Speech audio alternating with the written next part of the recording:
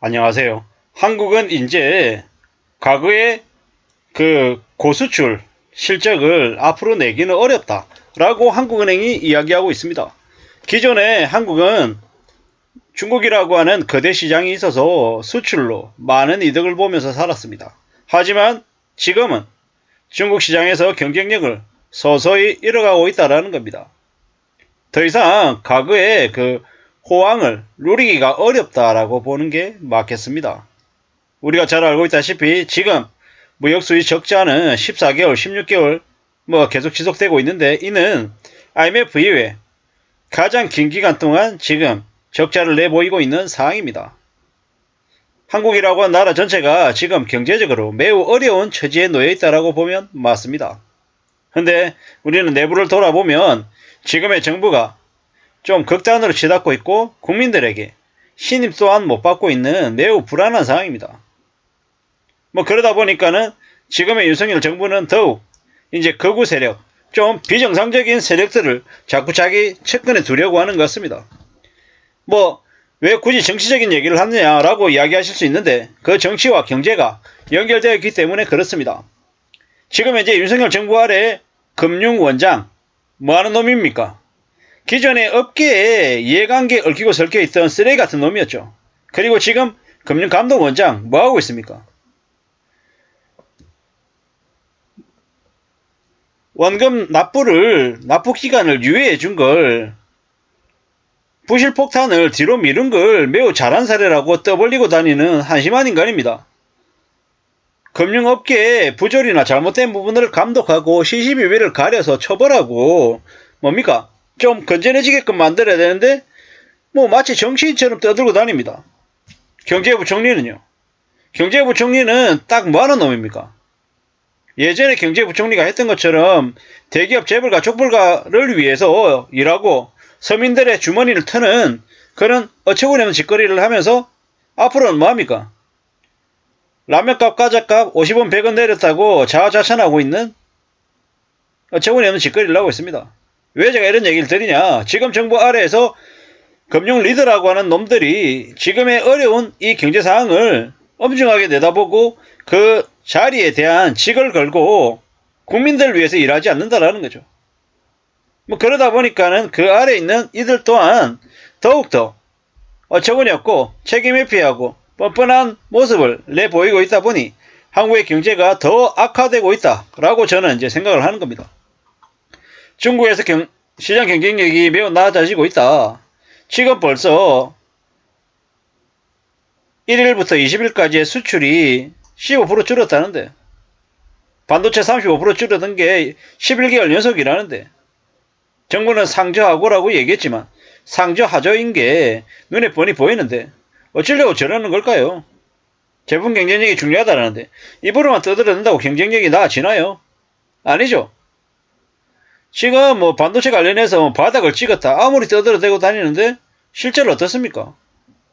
그 정권가에서 애널리스트라고 하는 놈들이 그냥 개미들 뒤통수 치겠다고 떠들어대는 얘기일 뿐인 거지, 실제로는 그다지 긍정적인 모습들을 보이고 있는 게 아무것도 없습니다. 한국은행이 저러한 얘기를 하는 건 왜겠습니까? 자기들 책임 없다라고 떠넘기려고 또 저런 뉴스를 내보내는 거죠. 한국은행이 잘못한 거 없다. 한국은행은 계속 경고했다. 계획재정부 쟤들이 잘못한 거야 라고 1997년 IMF 때처럼 떠넘기려고 좀 저러는 거예요. 어처구니 없는 거죠. 자기들끼리 똑같이 다 저러고 있는 건데, 지금 무이수입 적자가 16개월 만에 흑자로 돌아섰다고요? 무슨 개소리인가 싶은 거죠. 결국에는 6월달에 그냥 반짝이었던 거고 실제로는 계속이에요. 계속. 그냥 결국에는 6월달에 잠깐 흑자 보이고 그 다음에 지금 어떻습니까? 7월달에 또 적자이기 때문에 16개월째 무역수지 적자인 겁니다. 무역수지 적자. 앞으로 점점 더 안 좋아질 거다라고 얘기하죠.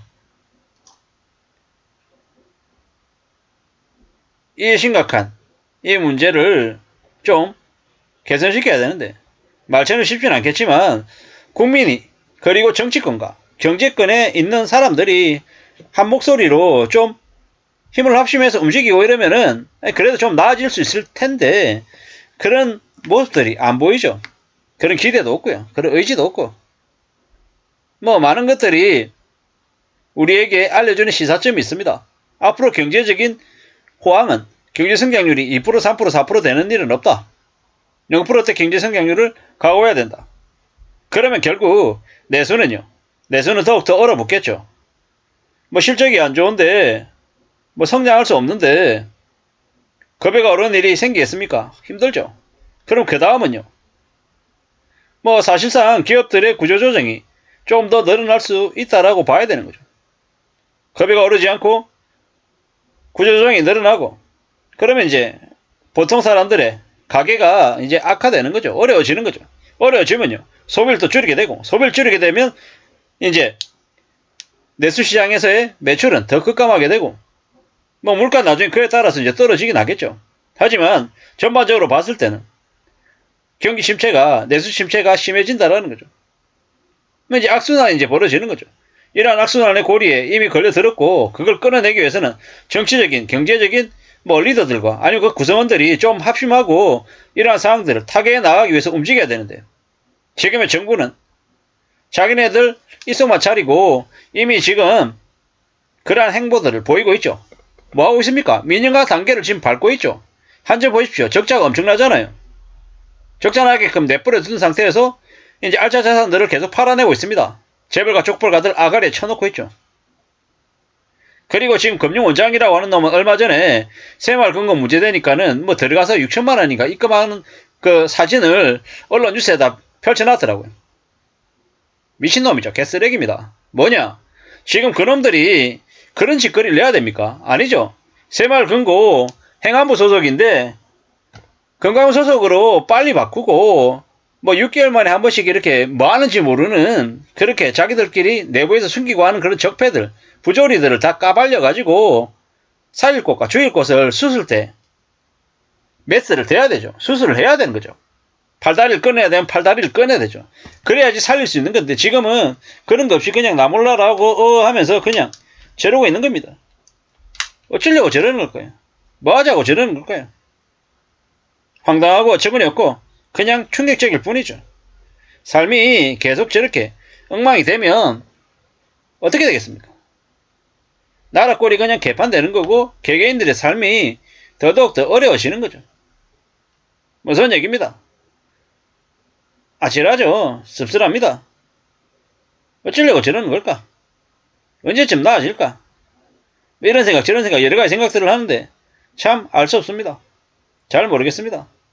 사는 게 절대 쉽지 않은데 저러다가 어떻게 되려는 걸까? 뭐 참 두고 봐야죠. 두고 봐야 될 것 같습니다. 확실한 건 삶이 더더욱 더 어렵다는 거, 더 빡세다라는 거, 함부로 뭔가를 믿어서는 안 된다라는 거. 정신 차리고 또 정신 차리고 또 애써야 될 것 같습니다. 그것 말고 길이 없는 것 같습니다. 지금의 나라가 더 엉망이 되어가고 있음을 우리는 잊지 말아야 될 것 같습니다. 감사합니다.